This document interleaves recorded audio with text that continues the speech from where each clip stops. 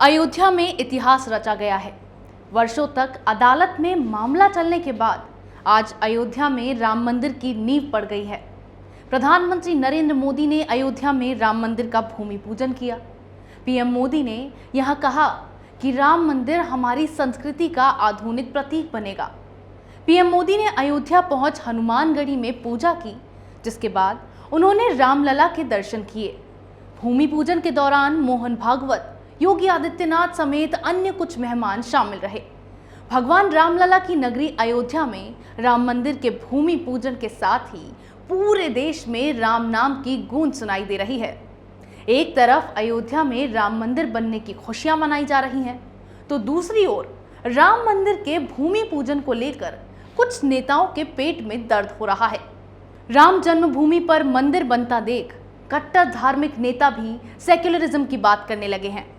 धर्म के नाम पर राजनीति करने वाले भी धर्मनिरपेक्षता का हवाला देने लगे हैं। ऐसे ही एक नेता हैं असदुद्दीन ओवैसी।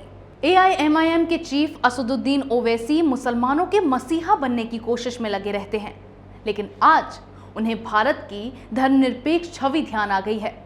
मस्जिदों में जाकर तकरीर करने वाले असदुद्दीन ओवैसी की धर्मनिरपेक्षता दूसरों के लिए ही होती है। उन्हें प्रधानमंत्री नरेंद्र मोदी के कार्यक्रम में जाने से बुरा लगा। ओवैसी ने इस दिन को सेक्युलरिज्म की हार बताया। ओवैसी ने कहा है, यह दिन हिंदुत्व की जीत और लोकतंत्र के साथ साथ सेक्युलरिज्म की हार का भी है। प्रधानमंत्री नरेंद्र मोदी ने कहा कि वे शिलान्यास के वक्त भावुक थे। यही नहीं, ओवैसी ने आगे कहा, मैं भी उतना ही भावुक था, क्योंकि मैं नागरिकों की सहभागिता और समानता में यकीन रखता हूं। मिस्टर प्राइम मिनिस्टर, मैं इस वजह से भावुक हूं क्योंकि वहां 450 वर्षों तक मस्जिद खड़ी थी। राम मंदिर के भूमि पूजन से पहले भी असदुद्दीन ओवैसी ने 2 तस्वीरों के साथ ट्विटर पर लिखा था, बाबरी मस्जिद थी, है और रहेगी इंशाअल्लाह। #बाबरी जिंदा है। ओवैसी ने अपनी भड़ास निकाल दी, लेकिन मिस्टर ओवैसी से भी कुछ सवाल पूछे जाने चाहिए। क्या ओवैसी किसी संवैधानिक पद पर नहीं है? क्या ओवैसी ने सांसद बनने के बाद शपथ नहीं ली थी? क्या अपने संसदीय क्षेत्र के लोगों के प्रति उनका कोई कर्तव्य नहीं है?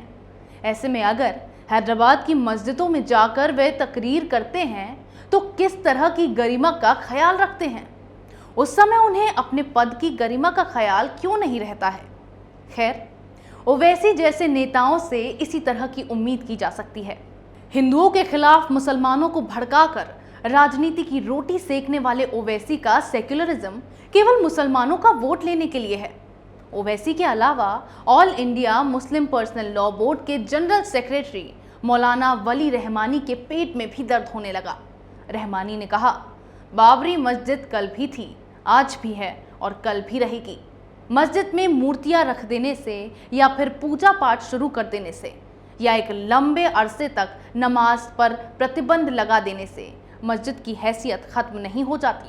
उन्होंने आगे कहा, हमारा हमेशा ये मानना रहा है कि बाबरी मस्जिद किसी भी मंदिर या किसी हिंदू इबादतगाह को तोड़कर नहीं बनाई गई। हालात चाहे जितने खराब हों, हमें हौसला नहीं हारना चाहिए। खालिफ हालात में जीने का मिजाज बनाना चाहिए। राम जन्मभूमि पर मंदिर बनने को ये लोग मुसलमानों के साथ धोखा बता रहे हैं, लेकिन असलियत तो यही है कि मुसलमानों को धोखा यही लोग दे रहे हैं। इन्हें अपना फायदा दिखाई देता है। इन्हें मुसलमानों की नहीं बल्कि अपनी चिंता है। लेकिन देश के मुसलमान अब इनके झांसे में आने वाले नहीं हैं। यहाँ तक कि मुसलमानों ने सुप्रीम कोर्ट के फैसले को स्वीकार किया है और अब ऐसे लोग अपने गलत मंसूबों में कामयाब नहीं हो पाएंगे। इसी तरह की खबरें मैं आपके लिए लाती रहूंगी। तब तक के लिए बने रहिए हमारे साथ। अगर आपको हमारा वीडियो पसंद आया हो तो इसे लाइक करें, हमारे चैनल को सब्सक्राइब करें और हाँ, बेल आइकन दबाना ना भूलें ताकि आप तक हमारे वीडियो की नोटिफिकेशन पहुंचती रहे। आप अपना सुझाव हमें कमेंट बॉक्स में दे सकते हैं। हमारे साथ जुड़ने के लिए शुक्रिया।